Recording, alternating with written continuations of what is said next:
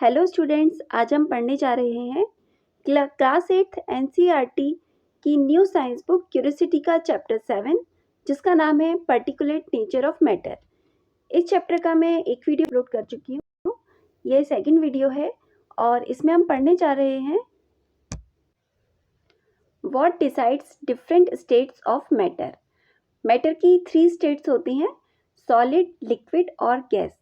तो हम किस आधार पर किसी मैटर को सॉलिड, लिक्विड या गैस कहते हैं, चलिए पता करते हैं।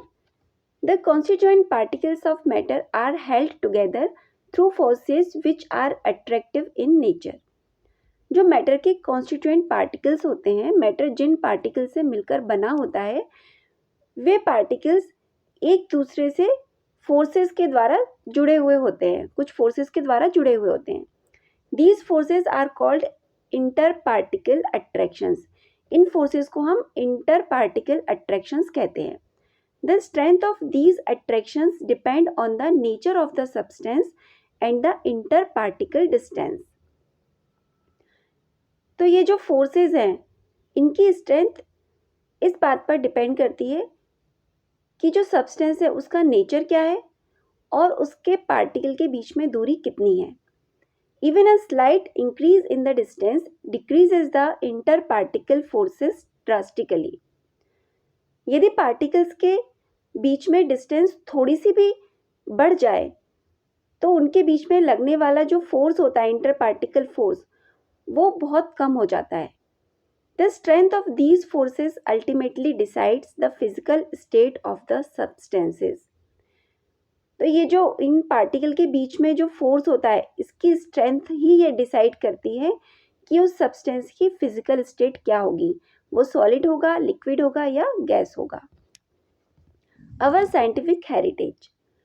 Do you know that since ancient times people have been thinking about how far things could be broken down and what is matter made up of. क्या आप ये जानते हैं कि पुराने समय से ही लोग ये सोचते थे कि जो चीज़ें हैं उन्हें कितना तोड़ा जा सकता है और जो मैटर है वो किस चीज़ का बना होता है। Acharya Kanad, an ancient Indian philosopher, first spoke about the idea of paramanu. Acharya Kanada जो कि एंशिएंट इंडियन फिलोसोफर थे, उन्होंने सबसे पहले परमाणु का आइडिया दिया, परमाणु के बारे में बताया, जिसे हम इंग्लिश में एटम कहते हैं। ही believed that matter is made up of tiny indivisible eternal particles called परमाणु। इंडिविजिबल का मतलब होता है जिसे डिवाइड नहीं किया जा सकता और छोटे टुकड़ों में नहीं तोड़ा जा सकता। तो उनका ये मानना था कि जो मैटर है बहुत ही छोटे इंडिविजिबल इटर्नल पार्टिकल का बना होता है और इन पार्टिकल को परमाणु कहते हैं। This idea was written in his work called Vaisheshika सूत्रास।